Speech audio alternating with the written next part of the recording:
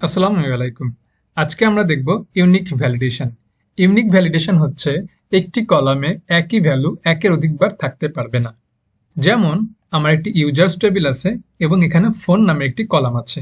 এখানে একই phone number কোনো রোতে দুইবার থাকতে পারবে না। তো এটার ক্ষেত্রে আমরা যে ভ্যালিডেশনটা করি এই ভ্যালিডেশনটাকে বলা হচ্ছে ইউনিক ভ্যালিডেশন। এখানে আমি একটি ফর্ম নিয়েছি, ফর্মে ফোন নাম্বার ইনপুট নিচ্ছি এবং আমরা চেক করব যে ফোন নাম্বারটা ইনপুট হিসেবে দেওয়া হচ্ছে সেই ফোন নাম্বার ডেটাবেজে আগে থেকে আছে কি নাই। যদি ডেটাবেজে থেকে থাকে তাহলে সেক্ষেত্রে বলবো ফোন নাম্বার ডুপ্লিকেট হচ্ছে, আর যদি ফোন নাম্বার না থেকে থাকে তাহলে সেটা ভ্যালিডেশন পাস করবে।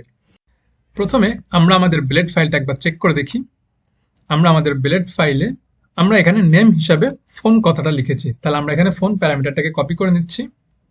কপি করে নেওয়ার পর আমরা এখানে আমাদের ফোন প্যারামিটারটা লিখলাম। এরপর আমরা যেহেতু ইউনিক ভ্যালিডেশন করবো তাই আমি এখানে ইউনিক কথাটা লিখে নিচ্ছি। এখানে ইউনিক লিখলাম, লেখার পরে ইউনিক হচ্ছে দুইটি প্যারামিটার গ্রহণ করে। একটি প্যারামিটার হচ্ছে কোন টেবিলে আমি এই ভ্যালিডেশনটা করব, তাহলে আমি এখানে সেই ভ্যালিড টেবিলের নামটা লিখে দিলাম। এটা হচ্ছে আমার ইউজার্স টেবিল। এখন ইউজার্স টেবিলের কোন কলামে এই ভ্যালিডেশনটা করব, আমার ভ্যালিডেশনটা হবে ইউজার্স টেবিলের ফোন নাম্বার, তাই সেকেন্ড প্যারামিটার হিসেবে আমি এখানে ফোন কথাটা লিখে দিলাম। যেহেতু আমার কলামের নাম এখানে ফোন কথা লেখা আছে তাই আমি এখানে কলামের নাম লিখলাম ফোন, আর আমার টেবিলের নাম হচ্ছে ইউজার্স। এখন আমরা দেখবো যে আমাদের এটা ভ্যালিডেশন ঠিকমতো কাজ করতেছে কিনা। তো আমাদের যেহেতু ডেটাবেজে এই ফোন নাম্বারটা আছে, আমরা এই ফোন নাম্বারটাকে কপি করে নিলাম। কপি করে নেওয়ার পরে আমরা এই সেম ভ্যালুটা আবার হচ্ছে সাবমিট করতেছি এবং আমরা দেখতে পাচ্ছি যেহেতু এটা একটা ডুপ্লিকেট ভ্যালু সেহেতু এখানে একটা ইরর দেখানোর কথা। এখন দেখবো যে আমরা ইরর দেখাচ্ছে কিনা। সাবমিট বাটনে ক্লিক করলাম, তারপরে এখানে দেখাচ্ছে the phone has already been taken, তার মানে এটা একটা ডুপ্লিকেট ভ্যালু। তাই এখানে আমাদের ভ্যালিডেশন ইউনিক ভ্যালিডেশনে এটা আটকে দিচ্ছে। এটা হচ্ছে আমাদের ইউনিক ভ্যালিডেশন, এভাবে করতে হয়। এখন দেখুন, যদি আপনার ডেটাবেজের যে ফিল্ডটা আছে এই ফিল্ডের নাম এবং আপনার এই ইনপুট হিসাবে যে প্যারামিটার নিচ্ছেন যদি এই দুইটার নামই যদি সেম হয়ে যায় তাহলে সেক্ষেত্রে ডেটাবেজের এই প্যারামিটারটার নাম এই ফিল্ডের নামটা আপনার লেখার প্রয়োজন পড়ে না। তাই এখানে আমরা এই লেখাটাকে মুছে দিলাম। তো তাহলে সেক্ষেত্রে কি হবে, এই ফোন নাম্বারটা লারাভেল বাই ডিফল্ট এইখানে বসিয়ে নেবে। যদি আপনি এই প্যারামিটারটা কলামের নামটা যদি আপনি পাস না করেন তাহলে সেক্ষেত্রে লারাভেল বাই ডিফল্ট এই ফোন নাম্বার এই প্যারামটাকে এইখানে বসিয়ে দেয়। এখন যদি আপনার দেখা যায় যে এই নাম আর এই নাম হুবহু সেম না, তাহলে সেক্ষেত্রে আপনাকে এখানে সেকেন্ড প্যারামিটার মানে কলামের নাম লিখতে হবে। আপনার যদি এখানে প্যারামিটারের নাম থাকতো ফোন আন্ডারস্কোর নাম্বার, তাহলে সেক্ষেত্রে দেখতে পাচ্ছি ফোন নাম্বার এবং এখানে ফোন দুইটা মিল সেম না, আলাদা, তাহলে সেক্ষেত্রে আপনাকে সেকেন্ড প্যারামিটার হিসেবে কলামের নামটা লিখতে হবে।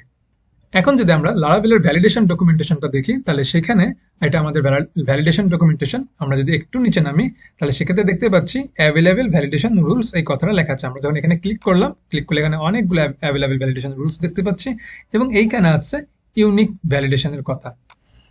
আমরা যখন এখানে ইউনিক ভ্যালিডেশন এখানে আসলাম, এখানে আমরা দেখতে পাচ্ছি যে ইউনিকের প্রথম প্যারামিটারটা হচ্ছে যে টেবিল আর সেকেন্ড প্যারামিটার হচ্ছে কলাম।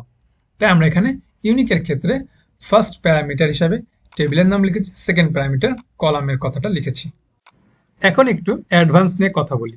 মনে করুন আপনি এই ইনফরমেশনটাকে আপডেট করতে চাচ্ছেন।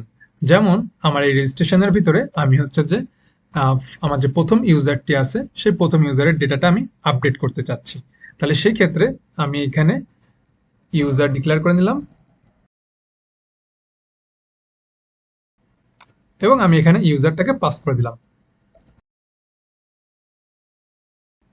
তারপর রেজিস্ট্রেশন ফাইলের ভিতরে আমি আমার এখানে শুধু ইমেল আছে। এখন আমি ইমেলের সাথে আমি হচ্ছে যে এখানে নেম যে প্যারামিটারটা আছে আমি নেম প্যারামিটারটাকে পাস করব। তো আমি এখানে নামটা এবং ফোন নাম্বার এই দুটা জিনিসটাকে আপডেট করতে চাচ্ছি। তাহলে সেক্ষেত্রে আমি নামটাকে আপডেট যদি করতে চাচ্ছি সেটা আমি এখানে আরেকটা টাইপ নিয়ে নিলাম এখানে এবং এখানে ফোনের জায়গায় আমি নেম কথাটা লিখে দিচ্ছি।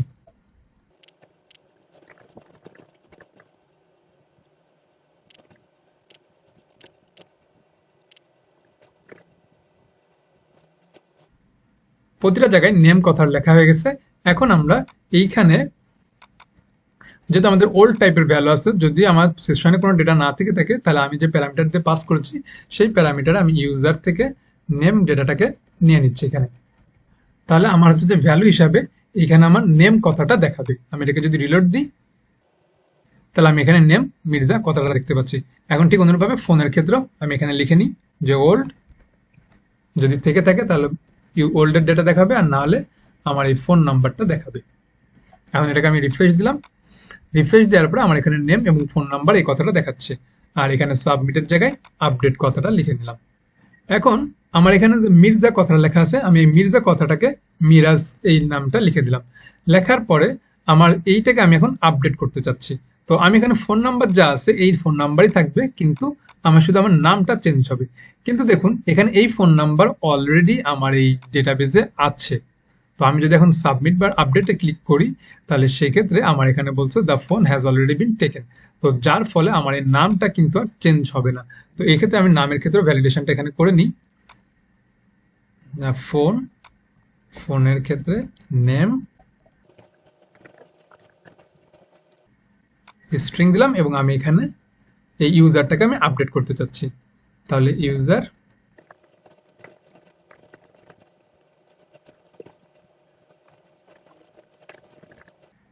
এখানে এই কথাটা লিখে দিলাম যে ইউজার, এক নাম্বার ইউজারের ইনফরমেশনগুলো আপডেট করবে, যে ইনফরমেশনগুলো আমরা এখানে ভ্যালিডেট করছি শুধু সেই ইনফরমেশনগুলো এখানে আপডেট করবে।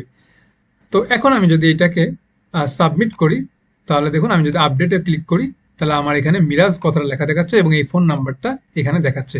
তো আমি যদি এই ফোন নাম্বারটা 8 এর পরিবর্তে আমি যদি এখানে 9 করে দিই এবং যদি এখানে আপডেট ক্লিক করি, তাহলে লাস্টে আমার আছে 79। সরি, এখানে ভ্যালিডেশন এটা দেখাচ্ছে, সো আমার এখানে এটা লিখে নিলাম।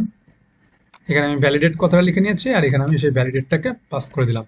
পাস করে দেওয়ার পর আমি আবার এটাকে ফর্মটাকে আবার সাবমিট করলাম। সাবমিট করলে এখানে দেখতে পাচ্ছি ভ্যালিডেশন সাকসেস। আমার এখানে নাম ছিল মিরাজ এবং লাস্টে ছিল 678।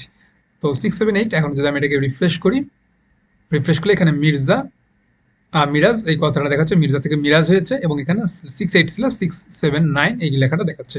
তার মানে এই ইনফরমেশনটা আপডেট হয়েছে। কিন্তু এখন দেখুন আমি যদি এই ইনফরমেশনটাকে এই 679, আমি যদি এইটা শুধু নামটাকে যদি আমি এখন চেঞ্জ করে দিই, যে এটা নাবি লিখলাম এবং নাম্বারটা যা আছে এই নাম্বারটা থাকবে, এটাকে আমি আপডেট করতে চাচ্ছি না।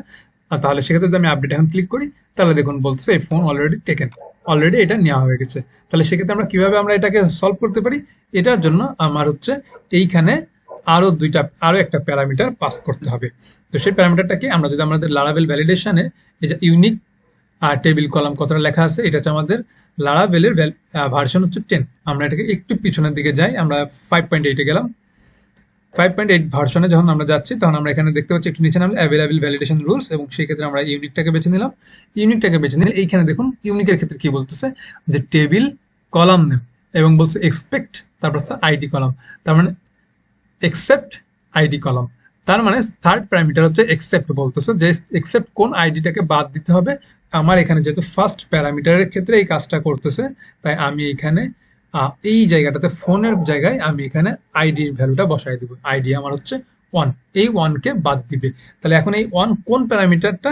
এই 1 হচ্ছে যে এই যে আইডি কলামটা আছে, এই আইডি কলামের এই 1 এই ভ্যালুটা। তা আমার এইখানে হচ্ছে যে ভ্যালিডেশনের ক্ষেত্রে বলা আছে আইডি কলাম, মানে হচ্ছে যে কোন কলামের এইটা। তো আমি যদি এখানে কোনো কিছু বলে না দিই, যে এর ফোর্থ প্যারামিটার আমি যদি কিছু বলে না দিই, তাহলে বাই ডিফল্ট এইটাকে আইডি ধরে নেয়। তো এখানে আইডি এটা লিখে নেয়। তো এখন যদি আমি এটাকে সাবমিট বাটনে ক্লিক করি, যে এখানকার আপডেট নাবি এই কথাটা থাকবে। তো আমি এখানে পুরো নামটা আমার লিখে দিই, মির্জা এমডি গোলাম নবী, দিয়ে আমি এটাকে আপডেট করলাম। তাহলে দেখুন আমার ভ্যালিডেশন সাকসেস। এখন কিন্তু আর ফোন নাম্বারে কোনো সমস্যা করে নাই, 679 এই কথাটা আছে। এখন দেখুন এখানে যে 679 এই লেখাটাই আছে এবং শুধু আমার এখানে নামটা চেঞ্জ হয়ে গেছে। আর যদি আপনার এখানে কলামের নাম, যেহেতু আমার আইডি কথাটাই লেখা আছে, তাই এখানেও আইডি, এই আইডিটা লেখার দরকার পড়ে না, যেহেতু এটা অটো আইডি নিয়ে নেয়। আর আপনি যদি এই 1 লেখাটা যদি ডাইনামিক ভাবে বসাতে চান, যেমন হচ্ছে যে আমি এখানে লিখে দিলাম যে ইউজার আইডি হচ্ছে 1, যদি এরকম ডাইনামিক ভাবে এটা ভেরিয়েবলের মাধ্যমে যদি আপনি এখানে বসাতে চান, তাহলে সেই ক্ষেত্রে এইখানে কমা দিলেন, দেওয়ার পরে এই জায়গাটাতে লিখে দিলাম ইউজার আইডি। তাহলে এই ক্ষেত্রে আপনার প্রবলেমটা সলভ হয়ে যাবে। এবং যদি এর পরবর্তীতে যদি আপনি আবার কলামের নামটা লিখতে চান, তাহলে সেক্ষেত্রে আবার কনক্যাট করে নেবেন এবং কনক্যাট করে কমা দিয়ে ওই কলামের নামটা লিখে দিবেন। তাহলে আবার আমরা এটাকে দেখি, আমরা এখানে শুধু লিখে দিলাম মির্জা, তারপরে এটাকে আপডেট করলাম। এখানে আমাদের ভ্যালিডেশন সাকসেস দেখাচ্ছে এবং আমাদের এখানে নামটা চেঞ্জ হয়ে গেল, ফোন নাম্বারটা থেকে গেল। এবং আমরা যদি এই ফোন নাম্বার বা অন্য কোনো ফোন নাম্বার ইউজ করি, যেমন মনে করুন যে 679 আছে, এটা 999 করে দিলাম, দিয়ে এখন যদি আমি এটাকে আপডেট দিই, তাহলে সেক্ষেত্রেও আমার এটা আপডেট হয়ে গেছে, 999 আপডেট হয়ে গেছে। তো এই হচ্ছে ইউনিকের অ্যাডভান্স। তো আজকে পর্যন্তই। Thank you for watching this video. আল্লাহ হাফিজ।